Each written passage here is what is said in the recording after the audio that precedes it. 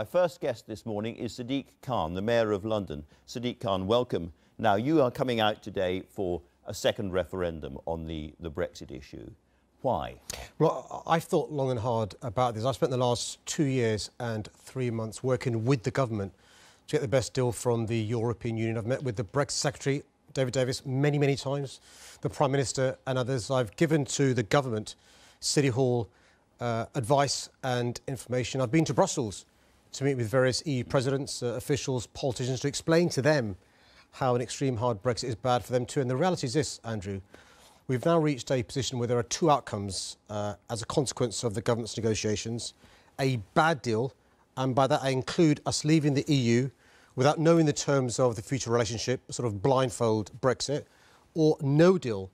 And independent research undertaken for us shows that no deal would lead to 500,000 fewer jobs, 87,000 fewer jobs in London alone, and £50 billion less investment in our country. That's bad for our country, hugely damaging to London and our country. So you're against Brexit, and that is familiar, but on the idea of a second referendum, you have changed your mind quite dramatically. This is really important. I'm not one of those advocating for a rerun. I'm not a referendum guy. What I'm saying is, for the first time ever, we need a second referendum. The British public should have a say on the outcome of the negotiations, including what the Prime Minister negotiates with the EU, plus the option of staying in the EU. Let's just remind ourselves what you said after the first referendum on LBC. I think the problem for those of us who are saying to the British public there should be a second referendum, it will lead to even more cynicism. It will lead to the British public saying, hold on a sec, these were the rules of the game, we voted in record numbers, and now you're ignoring us. And I've got grievances about the way the campaign was conducted, but the reality is, Julian, the British public had a say. They voted, and they voted to leave. And my job as the Mayor of London is to heal some of the rifts that were created during the campaign and make sure our city carries on being the greatest city in the world. And I've done that. So one of the things I could have done over the last 2 years and 3 months is cross my arms and watch it all fail and say, I told you so. I've met David Davis 8 times. Met the Prime Minister, the Chancellor. But you said then, no going back. It would create cynicism and create rifts. What's changed? And it's really important that this is not a rerun of the referendum, but the British public having a say for the first time on the outcome. But it is a second referendum. Well, that's what it is. Yeah, but when the campaign was taking place, Boris Johnson said we could leave the EU and have access to the single market. Untrue. Liam Fox said this would be the easiest trade deal to be done in history. Untrue. Nobody said there'd be jobs being lost. We have from London already the European Medicines Agency leaving London to go to Amsterdam, 900 jobs plus some. We've already got an example of Euroclearing leaving London. We have NHS wards. So the evidence has changed, is your answer? Because but some of your colleagues, I mean, Andy Burnham up in Manchester says there would be civil unrest in Greater Manchester if the vote was rerun in any sense. Let me tell you the facts, which are the police currently are preparing for the possibility of civil unrest. That's happening now already. What's happening now already are NHS wards understaffed. What's happening now already is developers I speak to telling me construction workers haven't returned from their summer holidays. What's happening already is the highest vacancy rates in London for mental health nurses, for NHS nurses and for social care. Let me just read you what Barry Gardiner in the Shadow Cabinet said about this. He said, "This is playing with our democracy. It is playing with the foundations of our country in a way that is really, really damaging. We have to respect people's votes in that referendum." You know what would be so incredibly divisive is if the public didn't have a say on the outcome of the negotiations, and it was lead to livelihoods being damaged, leads to businesses suffering, leads to the possibility, and this is now a real possibility, of our national security being weakened because we can't have the same access to information with our European colleagues as we have now. OK, let's move on from the principle then to the actual practicalities. The first referendum, where the two main parties were basically agreed, and it was a very straightforward binary vote, took nearly a year of parliamentary work to get ready. We have only a few months to go now before we leave the EU. It's not possible, is it? Well, look, what could very easily happen is our government says to the European Union, let's suspend... But our government's against a second vote, so they're not going to. Well, hold on a sec. I mean, what's clear is Theresa May can't even negotiate within her own party, let alone the European Union.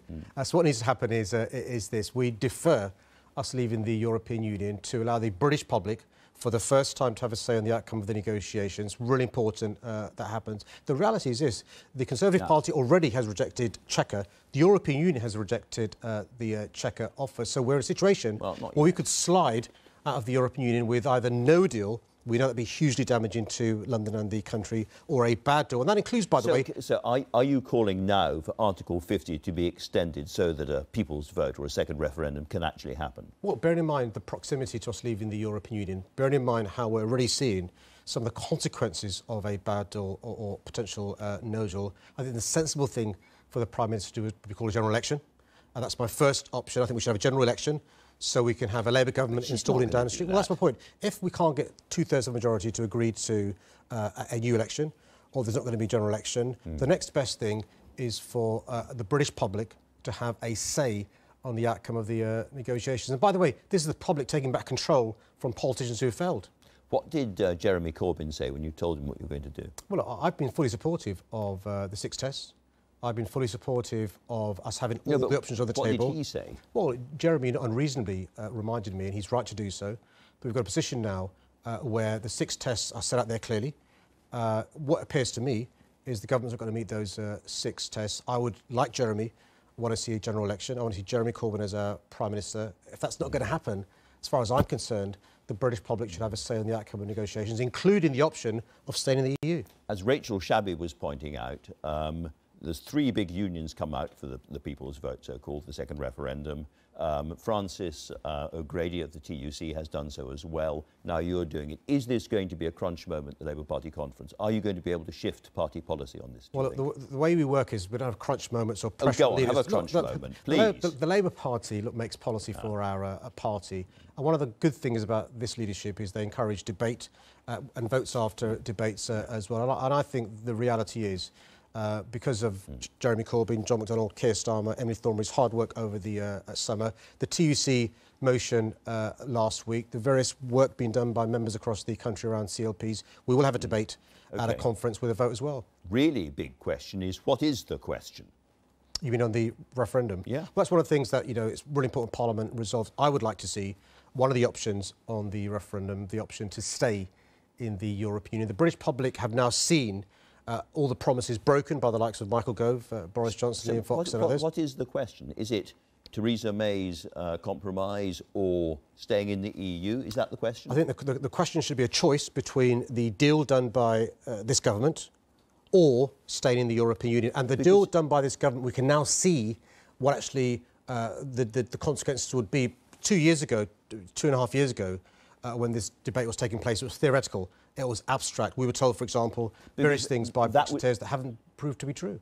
That would cut out all of those people who want something more than Theresa May is offering. All those people who want a so-called hard Brexit would be completely disenfranchised by your idea. Well, because the reality is the options on the table are the deals negotiated by the government. And those are one of 2 things, a bad deal or no deal. And my point is this: rather than having a bad deal or a no deal, let's put that to the British public with the option of staying in the EU. This is going to get a lot of attention. Is this a distraction from your own record as Mayor? Because you have been under a huge amount of attack over knife crime, housing, transport and much else in London. I'm really happy to talk about my record over the last 2 years, from record numbers of homes, affordable homes begun last year, record numbers of social rent homes begun last year, 4 times more than the previous 4 years. You're under huge attack, including from London's main newspaper, the Evening Standard, which ran the Khan files. Well, listen, we can see the front pages. Yeah, and they've been doing this day after day after day.